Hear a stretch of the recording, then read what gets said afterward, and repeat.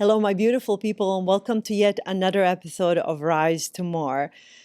I'm so excited. I have two very, very, very special guests in the studio today, but let me give you a little bit of a background first. It started with an empty brick warehouse in Minneapolis in North Loop. Two guys, no outside money, no investors, and an idea that sounded pretty improbable. Build the most beautiful store in America. A place where a man could find everything: clothes, furniture, whiskey, watches, art, even cologne, all under one roof. Not a showroom, not a boutique, but something that felt like the coolest living room in the world. Today, this idea has a name: MartinPatrick3. Forbes dubbed it the hottest retailer in America. It became the most photographed retail space in the Midwest. It survived a recession, expanded in the middle of the pandemic, and still turns away private equity offers. And behind it all are two people, Dana Swindler and Greg Walsh. Thanks for having us. They're creatives, builders, business partners, and for me, two most wonderful humans and dear friends. Welcome to the show. Thank you. I'm so tickled that you're actually here. So I'm very proud to say this is your very first podcast interview. Yes, It is. How does it feel to It's not over yet. It's not over yet. We will see. Yeah. But seriously, thank you so much. Especially I know this is a busy season for both of you, so I just feel so incredibly excited that you're here. You have built something so unbelievably remarkable here in Minnesota, and for a very, very long time, I knew of you and of the store before I got to meet you, and you built something really, really iconic. And my first question is, when did you realize that this isn't just working as a store? This is becoming something really, really, really special. Right.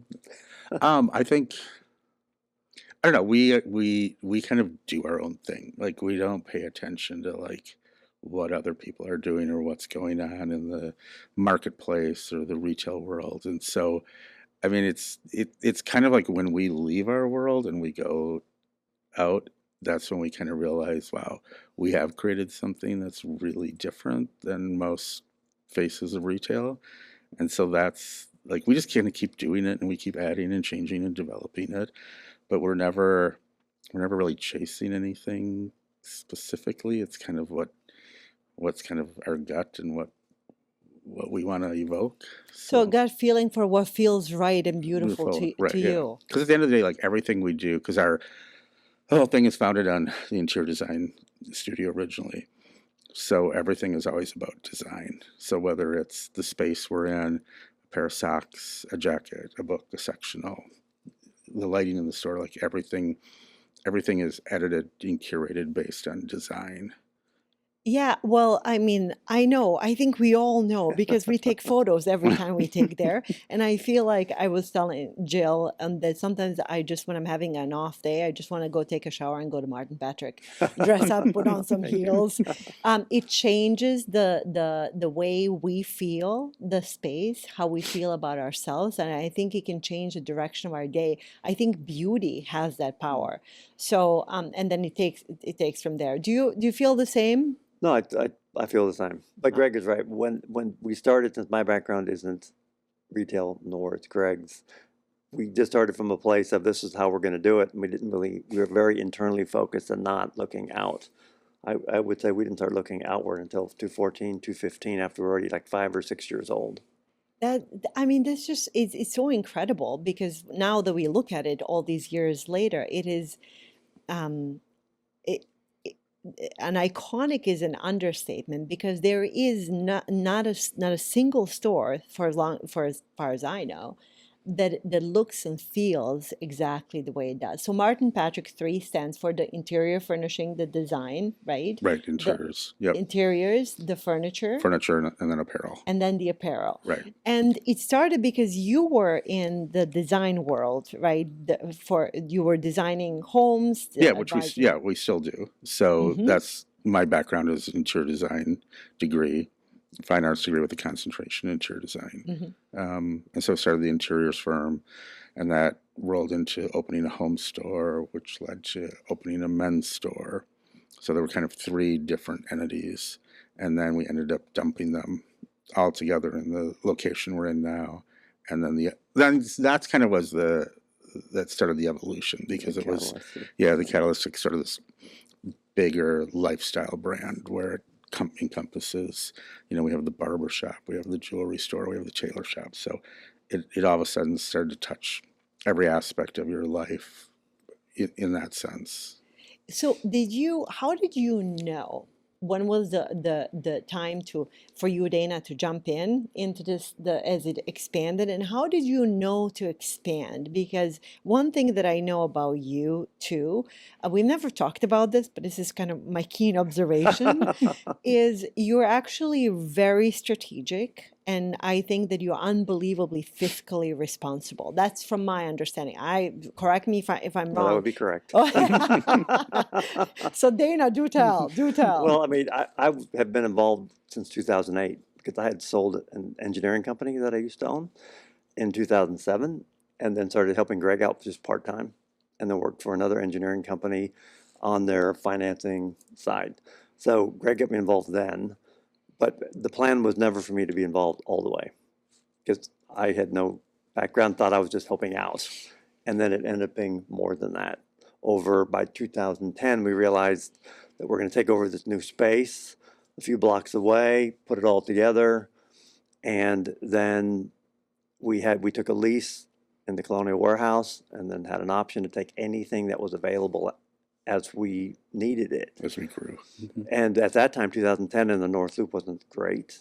It was pretty empty down there still. Age, yeah. Right. Yep. And so as we even had an out. We hadn't put an out in the lease. If we don't make it 12 months, we'll pay you back what you put in to the space, and then we're gone. Didn't want the liability, talking about fiscally careful.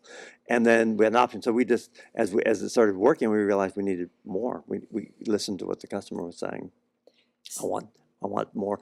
We didn't even have, Greg began with, he's being shy, but he began with belts, wallets, cufflinks, and bags, basically. Kind of the rule was nothing with the size. Yeah, nothing with a size. Nothing with a size, but just a few little things. But that was your own personal interest. And you thought, did you do that because you thought it would sell, or did it would add to the ambiance?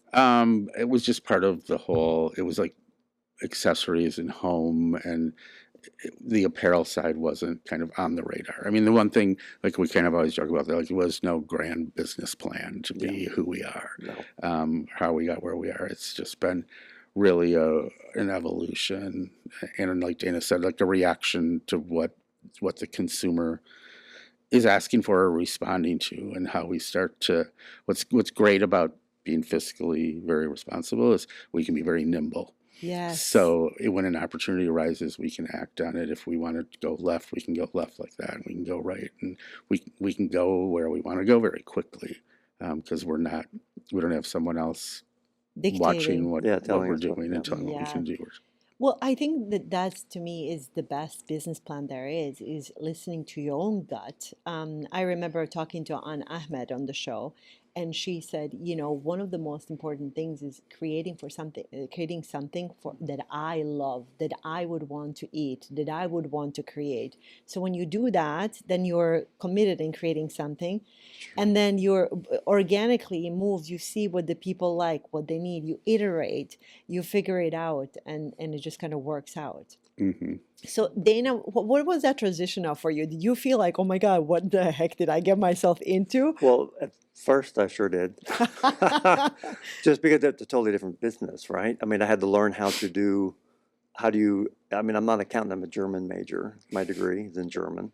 But I used to help with financing various companies and engineering. So I worked on finance and all of that, but nothing to do with retail. So we had to figure that out when we started getting more and more inventory. What's to sell through? What are the metrics I need to watch? What is to make sure that we're not buying too much, buying enough? What to sell through? I had to learn all of that. Then the CFO quit because I was asking too many questions because I knew enough about finance to be dangerous, and she quit. So then I had to take the whole book on the accounting book, and over the holidays and read the whole thing and figure out how to do all the accounting, put together all the accounting for. Yeah. I So did it was not like know that. Yeah, so it was like a learning. Greg remembers because it was You might painful. just figure it out. But you figured it out. But Yeah. that is the world that we desperately need. That we have. I think that that's a forgotten art today. This idea of like figuring it out in ourselves and Figure it being out. curious enough to like, okay, well, here it is. What am I going to do with it? And I can do it. And why wouldn't I dig deeper? Right. And the nice part about that, well, one, we couldn't afford anybody, so I had to figure it out. And two, once you do figure it, really does give you more of an aha. Now you understand a lot of the moving parts behind everything, which makes it easier to go forward. Because It really does. retail it's the art and science of it. It's So you can definitely do the creative side, Yeah. but you need the science for it to work To work. financially. That's what I've heard from a lot of really, really successful business people is that there's something really beautiful about being in the business and understanding your numbers, understanding every facet of your business, because you don't have to work in it. Eventually, you don't want to be working every part. Correct. But if Yeah. you understand it, you're going to iterate better, you're going to hire better, Mhm. and the business overall will be better. That's Totally agree with that. fascinating. I one of the things, Greg, that stayed with me for a very, very, very long time this summer when we were at your summer home, and you showed me, I think Dana showed me the model home that you have created when you were 12 years old, and I remember looking at it, and it was not this little tiny thing that just like someone strapped together. It was this very, very deliberate, extensive, most beautiful model home for like a toy house, right? Right, yeah. But it was big. I don't even know what size it was, but it was so immaculate and it was so well done and so perfected. And when Dana said I thought you did it in your spare time now, and he said you did it when you were 12. I remember having like such a gut reaction to this idea that some of us really have those talents very early on that tell what it's almost like these gifts that we're given that we can really bless the world with. Did you know from then on that was the kind of the thing that you were supposed to do, or was it still at that time just for next few years just kind of a hobby that you were having fun with? I don't know. It wasn't really a hobby, and I think it was more like just because I loved like the world of homes and construction and design. And it was a way to kind of put that out, like be a part of it in a scale that I could manage at 12 years old. Big scale though. Big scale. I know it was big, but but it wasn't. I couldn't build a house, so I built, so a that's huge the best. dollhouse. That's the best you could. Yeah, and just exploring. I mean, it's fun to see it now. It's funny to see it now, to see, because at the time I did it, I'm going to age myself. There was no like internet, no World Wide Web to go search out how to do all this stuff or what to build. So it was all based on like experience and exposure at that point. So I see all these details in like the architecture and the finishes and materials in like my parents' home, my grandparents' home, places we had visited. So that it was total recall from, what I experienced up to that point, and then expressing that in this dollhouse. Yeah, and later on, you've just like naturally gravitated towards Sure. that. Do you? Yeah, I don't know. Sometimes I wonder, it's like, is that like a remnant from an old life, or like, because when you come in this embodiment, and you have such a gift at an early age, and you have such a strong design eye, because I don't think many 12-year-olds out there can do things from that level of recollection. Yeah. That makes me think sometimes about the spirit within, and kind of like we're given these little breadcrumbs of what we're supposed to do to bring goodness into the world. I don't know if you ever think about that. Greg, do you? I just don't have that talent, so it's not a problem. You have other I'm fine still looking for qualities. something to do. I tell my husband, Aldrin, you know him all the time, and you know he cooks, and and when people tell me like, you know, they just normally assume that I cook them. I have other fine qualities, so Right. we just kind of leave it in that. Was there ever fear that this, you know, once you really committed, because some people will call, you know, starting such a big brick and mortar business during the greatest recession we've had in 100 years a lunacy. But you guys trusted that there was something, you just kind of knew. Was there ever fear? I know that you had safeguards in the lease and things, but was there ever fear that it may not work out? Or did you not even entertain that? Well, I can kind of address the first part. When we opened MartinPatrick3 was in like October of 2008. So that's when the timing could not have been worse. So there's nowhere to go but up. There was literally, I mean, we opened it, and then that's when everything hit the fan. So, and we had two more years in that location, just like we did where we used to be, where Spoon and Stable is now. Mm-hmm. We had 2 more years to go. And so we were like, we have to make this work, try to make it work somehow. Once were into the new space, we felt much better about it because you're already 2 years in, and you kind of know interior design's picking back up, and the store's doing okay, and the furniture, but still no money to be made. You know what I mean? It was still Right. very risky. Survival. Yeah, it was survival mode. And then at that time, I think we had to put our house up for bank collateral, right? You have to make sure you have a little bit of line of credit and make sure you can pay your bills and do all that stuff. So that's always risky. I'm way more risk adverse than Greg. But well, see, these are the kind of things that no one talks about, because right now, I mean, you're celebrated entrepreneurs and kind of like a celebrity. Let's just call it as it is. People want to be in your inner circle, and you've established connections, relationships, this brand that is so iconic, and people are like, oh, it's so easy, it must be so nice. And I think that we don't talk about some of those things that are hard, like putting up your house for collateral. And there was no profits for the first 2 years, because guess what? Post 2008, everyone was really struggling. People are not out there shopping for new cufflinks. Not just us, but Right. everybody. Yeah, Everybody, it affected right? everybody. So it was suffering. So, I mean, how did you weather that internally? Not just Vodka. like pragmatically. Vodka. Lots and lots of it. Lots of vodka.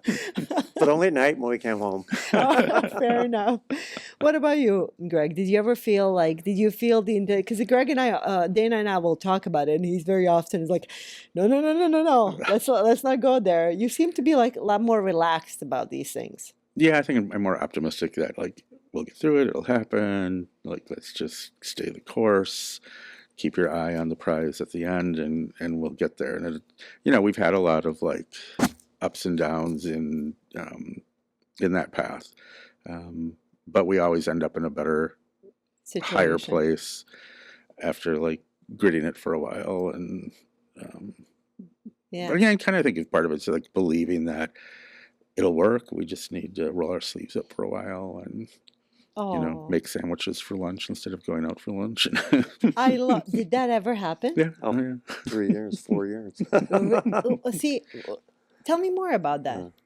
Well, when everything, you know, when during the recession part of it, it was like there was no money because we owed vendors, we owed, you know, you got to make sure you pay payroll, otherwise they'll come after you for not, you know, you can't take their money, you have to pass it on, you got to make sure you have enough money coming in. So we were like, we took it very seriously and cut our expenses down to nothing. Very skinny to keep all the Personally, focus so that we can on, keep the focus on the business. Yeah. So one of the things that I know about you, you're constantly approached. So I know people who have talked to me about approaching you for like moving, for like things like that. And you are very, because of your creativity, because of being fiscally responsible, there's no outside investor. Did you ever entertain that during those hard times? Never No. enough for a minute.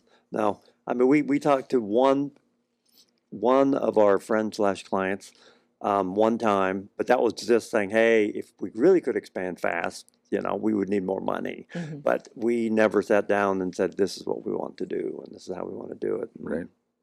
You just trusted yourself. Yeah. And I think we want to stay focused on what we're doing. Like we do brick and mortar really well, Yes. and we want to keep doing that here and not another location, Chicago or New York or LA or something like that. I mean, we get asked all the time. Paris, Milan. And it kind of goes back to what I was talking about, like just being able to be nimble, being able to change and redirect and recourse without having this big load of real estate and other things that all of those things. So I really understand that you said a gut check, but is there ever a pattern recognition? Is there anything that you're looking to when you're expanding, when you have an idea that you don't know that will work, other than the gut check, or you just go back to the simplicity of this is what feels right and we're listening to our customer? I think it's both, because we have the numbers to back it up. We wouldn't expand if we weren't doing okay, right? Mm-hmm. And then as the space, since we had all the space that could be available to us, we go, okay, let's take another 2,000 square feet, or let's take another 5,000, because we could expand this and this and this. Mm-hmm. And then why don't we could do shoes, we could do sneakers, we can add, and keep adding more and more categories and filling in. And then suiting came into play. And then when even markets went down, that was a big boost for us a year and a half later, because we were able to hire a key person out of there. Todd, he just goes by Todd, everyone. But that really helped us, because that opened up the whole suiting side, which is shirting and then ties, so it really did make a big difference. And that was scary, because it's a huge jump, because we were here. Investments, yeah. Of course. You made some really, really good choices, but you've also both, I think, faced risk in ways that very few of us would ever undertake or, fully comprehend. What do you know about risk that very few of us fully understand? Give me an example of where you're So heading. I'm just kind of thinking that, is there anything that in your now experience about risk taking that most people like just go for it? You have to risk no matter what. If you trust your gut, like, is there like a little bit more of an advice when it comes to taking risk? Like being pragmatic. You're talking financial risk or personal? Because there's both. I mean, both. I think that, well, that would be an interesting question. Well, right. It makes a difference, because when you say risk now, I think of in the early days, somebody would come in, they would steal one thing, and I would go off the walls, because it's like they're stealing from us, not even making any money. People are coming in here, they're taking stuff. Right. And I would get in their face and make sure that didn't happen again. I did that repeatedly. And I was told many times, don't do that, because you risk yourself. And it's like, but there's no, how else do you stop it from happening, right? The personal risk on that front. But I think like on the risk front for us, I think it's never like there's not a huge one big thing that we take a risk on. It's like a series of multiple things, smaller things that we can be risky around, because they're well calculated. Yeah, and they're not like if this one goes wrong, it's not gonna, the whole house of cards is gonna fall. Yeah. So they're strategic. And they're not going to define, if it fails, it's not going to define kind of who we are. I've been noticing a lot more, especially with the younger entrepreneurs, is that, talk about risk taking and being averse. They make some really stupid decisions because we live in a world where we just feel like we can declare bankruptcy, move on. People are not as pragmatic, or maybe even the world is responsible. Have you noticed that trend? I don't know that I've really noticed that. We have a lot of younger designers approach us, wanting to make like capsules of clothing and want us to try to help. And we try to do the best we can to teach them how that all works. And we'll do pop-ups and everything. But it's very difficult for them to understand that we know you're creative, we know you love design, but you have to sell it. Yes. Well, I think you have to sell it, or there's nothing, you can't, there's nothing to sustain, there's nothing to keep going. You have to be able to, my suggestion, I could be dead wrong on this, but I tell them twofold. Design something you can sell, and then design something you like. They're not always the same thing. Oh, that's But interesting. you have to make a living, or you can't do anything. Right. Instead of focusing on just, I love all this crazy, artful, this creative stuff. But if that's great, and if it works, even better. But most of the time it doesn't. So you have to kind of split. Oh, I love that. I always wonder of the, haute couture. Sometimes pieces I see and I'm like, I'm not sure I would ever wear it at. But then I learned that they have the dresses for the runway, and Right, then then dresses there's, are made more palatable commercial. for Right. Don't give up Right. on your dream, but realize you Yeah. might have to balance things. Well, and there's also, I think you have to do your time. Like a Mhm. lot of people think they can just like, boom, they're going to be at the top of the game in one collection, one season, without really putting the effort in, working up the chain, understanding the garment, the industry, the consumer, the marketability, the saleability of it. So, I think that kind of goes back to like some of that risk factor. They'll take a big risk, but sometimes I think they would need to if they actually kind of were just a little bit more systematic And about the whole, systematic. yeah. That's an interesting thing. I wonder if that's generational, because Mhm. one of the things that I've been noticing with a generation slightly younger than mine, and I don't want to be very righteous about it because I'm trying to understand the new generations. But there's an expectation that whatever they do is, for things that I worked on over a decade, they will be a hit, and they just want it. They want a shortcut to 10 years of hard work. What advice do you have for people who have an impatience about making it overnight? Boy, I think, well, I remember being a lot younger in college, and I had the same thing. Why can't I just run something now, right? Without any background on how you would even do that. So that kind of enthusiasm I do appreciate. But it's like now I think it's even more because of the whole software industry and hardware and cell phones and everybody's aware of everything. And the big yachts and the big cars and the big planes and the private. I mean, before you'd have to search for that stuff. And now it's in Mm. your face every day. If you want it to be, right? Just go to Mhm. Instagram. Mhm. And I didn't even know what nice clothing was when I was in high school and college, and a polo shirt was like outrageous. You know what I mean? But now you have it all there. So I do think that makes it, why can't I have it now? So Yeah, we're it's more very susceptible accessible. Yeah. Right. because we see We it. see it hmm and hear about it. And would you agree? Yeah, I mean, it's so much more visually accessible, and I think people will hold people who are successful up on and think that just happened overnight, and they don't look at it and go like, well, no, they've been doing it for 15 years. I mean, we get a little bit of that with artists. Everybody's like, it's so amazing. I'm like, yeah, but I started 31 years ago. It didn't happen overnight. Yeah, and you've told me a little bit about all of the hard work and risk that you took, the Right. calculated steps, the making sandwiches for years and that, because I know you like you like to eat well. These are the stories that I think we need to tell, because I think there's an illusion about building something great, that it takes time, it takes passion, it takes creativity, it takes talent, but it takes a lot of work sometimes. Mhm. Take the word, It's but a also, lot of work. Yeah. there's luck involved too. You have to have a little bit of luck So also. you believe luck played a role Well, I in. do when it comes from the standpoint of we didn't even know what we were doing at first. And then, I think that was more ignorance than right, and then Neiman Marcus went out, and I do think that was a big change for us because that was the last big store, basically nicer store that went out. We had no intention of being a high-end men's store or a Right. women's store. It, You see what I'm Right. saying? Yeah, And yeah. but when it went out, and then we talked to Todd about it, and then we started heading that direction, and people started asking for it. But had they remained, who knows what would have happened? But I also think like another big part of that is the people that we've surrounded us with, who are part of the whole Absolutely. company. I mean, Yeah. there are 50 of us now, and I mean, it's amazing that we have that many.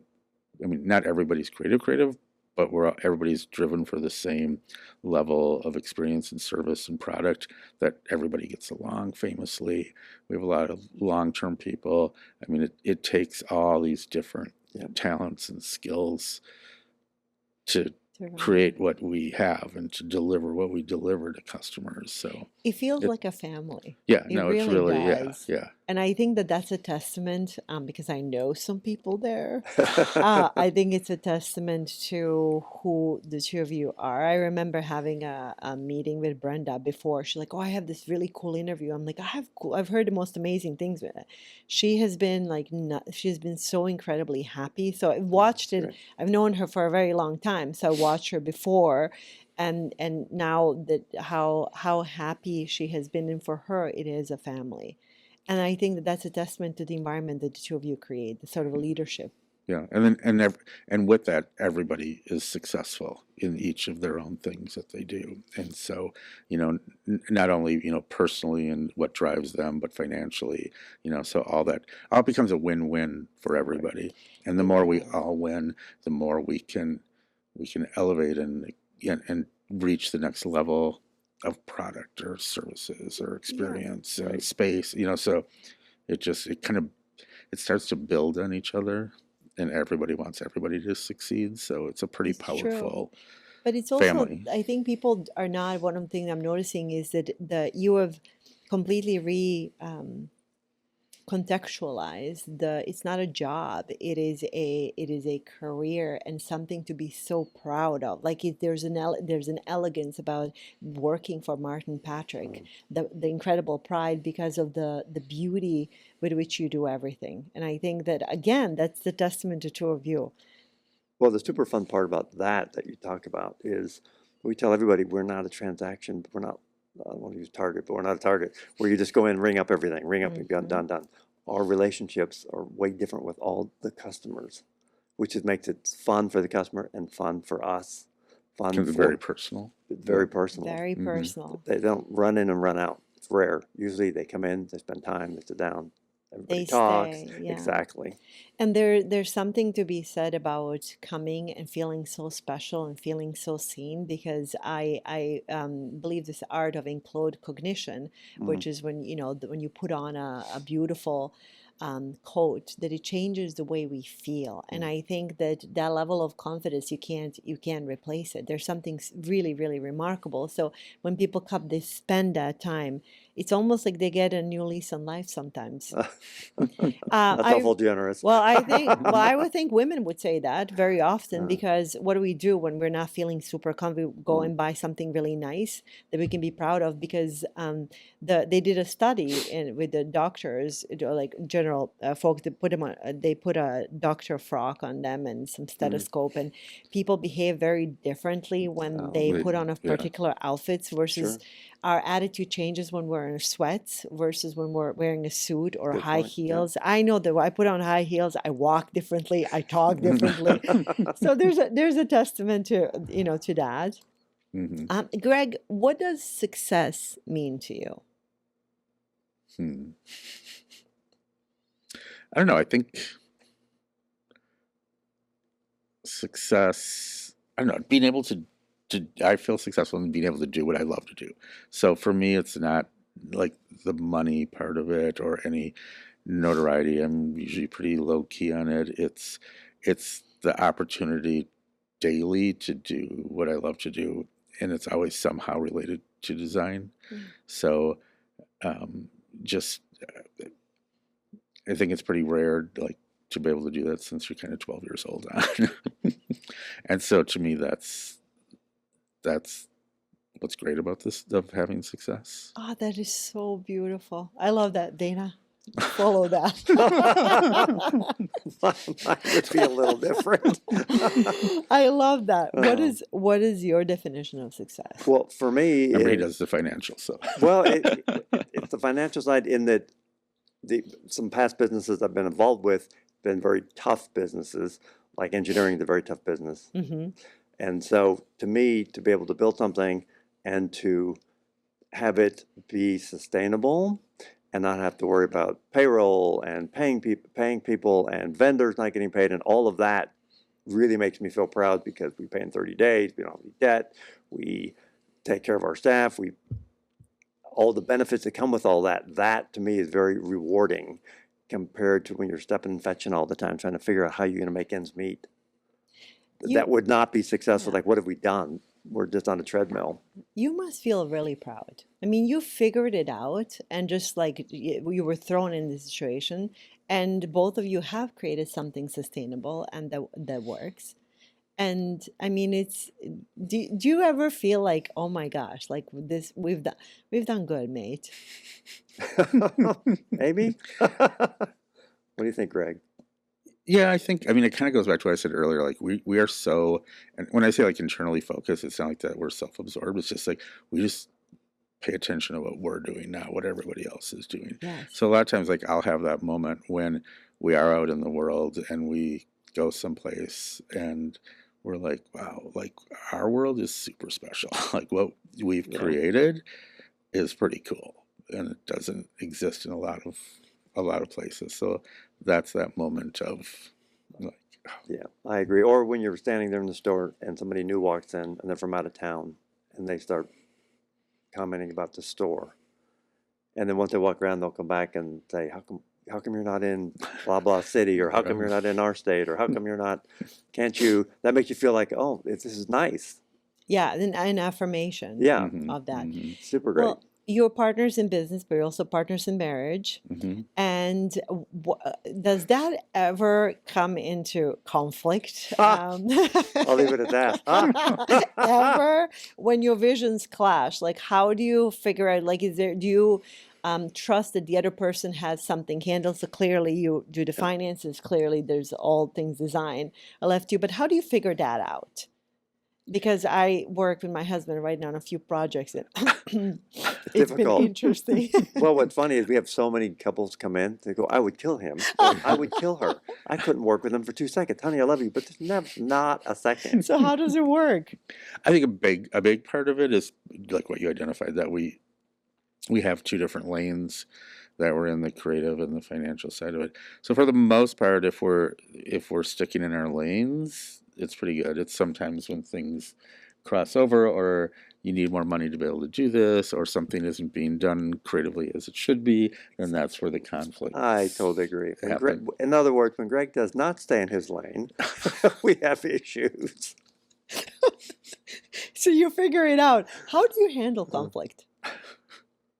Vodka. Vodka again. I would say usually it's not always just like a money thing at all. It's I'm way more into structure and having policies and procedures, and this is how we do things, and let these people run. And if they don't do a good job, we can course correct. But hire good people, let them do what they're supposed to be doing. And so I'm way more hands off, but watching, right? It's not like you're not watching, but I like to run. So sometimes Greg is a little bit more detail oriented. Well, yeah, that's probably the biggest difference. Is like, Yeah, it's very important to me, which again goes back to like the whole design thing, is like how things presented, how is a box gift wrapped, how is something displayed in the store, how is this product came in and it's not what it's supposed to be. This is unacceptable. So it's always like those problems are like, it's when the vision starts to get foggy. And that's very important to you, Yeah, because you set the kind of you have a vision for what it should feel like and Right. look like. Right. right. Yeah. And there's I've I studied art in south of France, and I remember one thing that I'll always remember as I'm trying to like bring more symmetry and beauty in my home, that there's beauty in order. That when there's like beauty in sometimes things that are a little bit chaotic and like they're not quite symmetrical, but sometimes the order creates an incredible beauty for our soul. So especially for the brand that you have, for the clientele that you have, those buttoned up things, they really do matter. So you have best of both worlds, so to speak. I'm curious for aspiring entrepreneurs, people who are wanting to build a business and who are looking at something that not only succeeded but stood the test of time. You've also expanded during COVID. You expanded and opened up the women's section, which you're still working on now. You've expanded it some more. Yeah. what advice would you have for someone who has a grand idea, something that they really believe in, but they're really, really afraid to go for it? Well, I guess my advice, because I do have, again, people come in and ask me my opinion on certain things. And you do mentor people. Yeah, no, I do. You do? Yeah. There's several Oh, we people needed to have coffee. that, that I talk to about it. To me, I love the energy again of Yeah. them, ideas and starting out and all of that. But I'd have to know more about the idea, if you know what I mean. Yeah. Because sometimes it's like that. I don't know that dog will hunt, as they say down south. Mhm. I don't think that's going to work. But so I need to know more about what do you want to do and how do you want to get there, and let me help you figure out a way possibly to do that. Does it matter on the person as well? Yes. It does. Yes. So where do you think this, like, this is new? I did not know this about you. I know that you're very wise, and I love talking to you every time we're together. But this business savvy, that you can step outside of your milieu, and you can apply it now because of your experience to just about any idea. Right. I mean, and that's fun because I don't like seeing people do something that you know is blatantly not. It's just wrong. Don't do Wrong. it. Yeah, just don't do it. So is there like the balance between the gut check and just like a realism? I would say so. I mean, one thing is, for example, when people come, they don't have any idea. They have an idea, but there's no flesh around it, right? Nothing. They have no idea. Mhm. Or they think that's what they're going to do, and they're going to give up their job to do it. And I'm always like, Don't do it. how are you going to live? Yes. Well, this is going to make this much. And I said, show me how. Just show me, educate, show me the numbers on how. It's just a recent case. I had someone like that. And I'm like, how are you going to live? Well, I'm going to try to borrow here and do. And you're like, I would reconsider that, work and do that again, and sort of get a flame going here and get it to work a little bit, and then you can dive in. Both work. I tell a lot of the people that I work with, I'm like, do not quit your full-time job. And like, there's nothing worse than not having a landing pad. Right. Because what for me at least, financial trouble, especially when there's others depending on you, that brings a level of anxiety that is so scary. And I think it prevents you probably from creation because you're so in the fear mode, wouldn't you say? 100%. Yeah. And that's where, again, through the recession, thanks to Greg's not fearing anything, I could fear it all for both of us. But it's true, though, because it shuts down opportunities 100%. Because you're not even going to look for them. Why would you look for them? You're in survival mode. So you don't look outside here. And so if you're in the creative mode, that's not even there. You're just looking ahead and very positive about outcomes and all that. Yeah. Greg, do you have anything to add to that? I mean, I think it kind of goes back a little bit to like that whole thing of like doing your time. Like you can have this great idea, and it's very few that have that light bulb thing that creates aha moment that is like revolutionary, and they can make it quickly on that. And it's, taking whatever that idea is that and putting your time into it and doing it the best you possibly can. So whatever the service, the product is like figure out what you're going to deliver and how you're going to be so much better than anybody else doing it. Yeah. So it's keeping that standard or bar really high, so that puts you in a league that everybody wants to be at. Yeah. I love I always love spending time with both of you. I know Dana a little bit more, but I'm getting to know you, and I love being in your company. I love knowing that there's layers to you. That you are so interesting.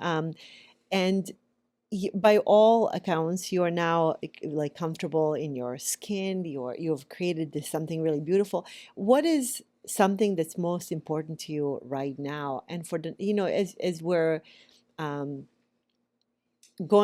you go into the future, what becomes most important once you've built something to be proud of? When you don't have to worry about the next paycheck or making sure that something works, there comes the time where maybe you can relax a little bit. So what becomes front and center for the two of you as you live your life? I mean, for me and where we are with like the business and everything. It's more like, so we've like reached this level, and even like just physically, like we don't want a second location, we don't want to expand again.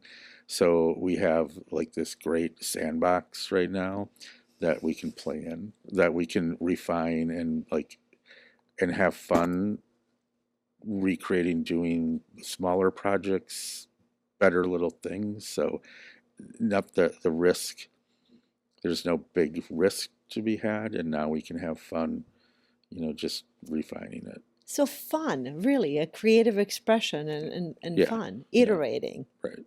Yeah. innovating. Mm-hmm. Oh, I love that. Dana? Mine would be sort of that. I would say I'd love to like snow ski, Okay. and travel more, just because it's, and also tie that back into work, because a lot of times we just go to shows and then you come back, but you're not really spending time in the places you go, Oh, right? Because it's work. So you're there and you're back. So we're trying to expand that, so now we can maybe spend a week there or a few more extra days and really check out where we're at. And that's would be my way to want to move forward, which So, we started. Well, it's the okay. same idea of now taking like Right. work, it's market trips, whether it's like Florence and Milan and Yeah. Paris, stuff like that. Yes, And please. yeah, and not just doing them for work, but Mhm. going and spending 4 or 5 more days on the front end or the back end, and Right. Enjoy. I mean, you yeah, work enjoying. so hard. Why, like now it would be the time to enjoy that. And I don't know if I'm allowed to say this or not, but I think there's a secret that you two have is that you are very, very, very good with the power tools and fixing things and being in nature. That's something that is like you're always dressed to a T. You're incredibly elegant. You're very sophisticated. You move in the circles of people who are movers and shakers. And yet I've seen you in nature, and you're just like there's such peacefulness about working with your hands. That surprised me. Is that like a best kept secret, or was I not even supposed to bring it No, up? no. It's, I mean, no, I mean, I think it's part of like how we got to where we are. I mean, we physically laid the wood floor in the first store and did the painting and the sheetrocking and cut the millwork and installed the ceilings and lighting. yeah, we built the whole Like thing up. it enabled us to get where we wanted to be, because financially we couldn't hire someone to build out the whole thing. So we kind of learned how to do all that. My grandfather was a woodworking carpenter, so that's kind of how the Dollhouse started with him. So it's always kind of been this hands-on way to express yourself and build what you want to build. And then part of it is the nature part of it too, is just at the lake house, of just being out, being disconnected from the phone, and just being in nature, and yeah, just Just yeah, being yeah. present. Yeah, he's very good at the detail and figuring it out. I'm more like, maybe we just need a bigger hammer sometimes. But like, for example, up there, when we're out doing fun, like I think it's very fun if the trees fall down up there because of the windstorms and all that. Or you cut them down. You cut them down because they're in the way. You cut them up with chainsaws, and then we have a splitter. We split. We have a shredder. We have chipper. We have. I mean, I like it. Gets my mind off of work and gets me in a whole different place. It really did. There's something about working with our hands. And I think that that's what Mhm. surprised me when I came over to the lake house. It was right after the storm and the trees had fallen. Now you're in a position you can easily hire all of this out, but you have the tools and you actually want to do this yourself. And I think that Yeah. there's also an incredible pride for taking care of your property, feeling ownership in every. That's at least how I read it. Again, I'm observing, correct me if I'm wrong, but there was incredible pride in how you truly can delegate all of this out, but you don't because you put in the work. And I'm curious now that as you were saying, and both of you have mentioned it, is that the mindfulness part? Is that the part that keeps you sane while you're making some really big decision and running, I mean, one of the largest businesses around? Yeah, I think it's that escape that just allows you to just separate from everything. Like I'll go up there and especially when we're at the lake, it's like I will just like not look at the phone for like 36 hours, just like not check the emails. I'm like, anything we do is not, we're not doing brain surgery. Like it can wait and can That's piece out on some of freedom. that. So That is freedom. Can you go 36 hours without? It might be a little bit long, but it's nice to be able to just have other tasks that you can achieve and get done, and then you go look at it. I just did this. It's like when you paint, how it feels good because you can see what you're doing all the time. Painting is a great example because you can see immediately what you've created and what you've done. It feels So good. even after all these years, you continue to build and create. And you notice that? It's like and having an impact, whatever it is that you do. And I think that as long as I love what you said earlier, as long as you love what you do and you're enjoying the process, like that truly is success. And a place where sometimes I think in a world of constantly searching and seeking, we never get to, even when we are financially abundant, there's this inner dissatisfaction, almost like this constant, incessant searching for something. Do you feel like you have that ever? Or has that been, just squashed down by just like putting your hands in the dirt and working on projects daily? What do you think, Greg? I don't know. It's a hard one to. Yeah, it's a hard one, but I think it definitely helps if you have other things like that you can do. Yeah. That helps you, again, your mind's going in a whole different direction. Yeah. Yeah. And you feel at the end of the day, you might be tired and worn out, but that feels good. Yeah, one of the things that my spiritual teacher, and I was working with him, taught me that when I would be working on something mentally difficult, he said that if you conceptualizing it and leaving it into ether and you're just like worrying about it, the best thing you can do is step away and work with your hands on something else. Oh, really? Okay. So when you step away, it's like immediately you feel satisfaction about creating something, and then it just puts you in a completely different place. I would think that it's like probably has to translate to the work that you're already doing, which is Good point. Never thought about which that is one. amazing. Yeah. I'm so glad to be here, Dana, and I feel so fortunate to be in your inner circle, to know you.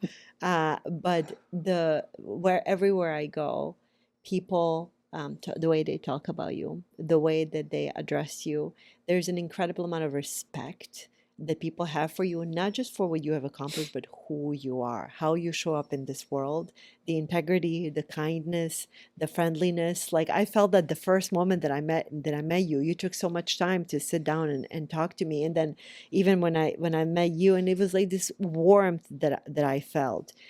Do you feel that? That have you heard that before? And are you aware of what a brilliant, kind human beings you are? I think we both don't like compliments. It's a fundamental problem. But You know what I mean? about Because then it makes us kind of go, what? I know, but isn't it beautiful to be able to No, hear it's very nice. Yes. Yeah. a testament? One of my last questions in the changing world, brick and mortar is going out of style. AI is coming. There's just so much uncertainty about the world. Where do you've lived a while, you've seen things, I think that more than most of us.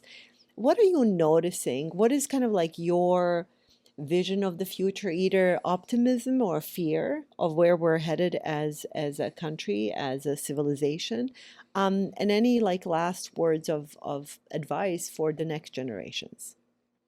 I mean, I think one of the things you made a comment about, like the retail and brick and mortar and like the AI thing, and being a creative person, like the AI thing, I kind of keep at a hand space, and I haven't dove into it.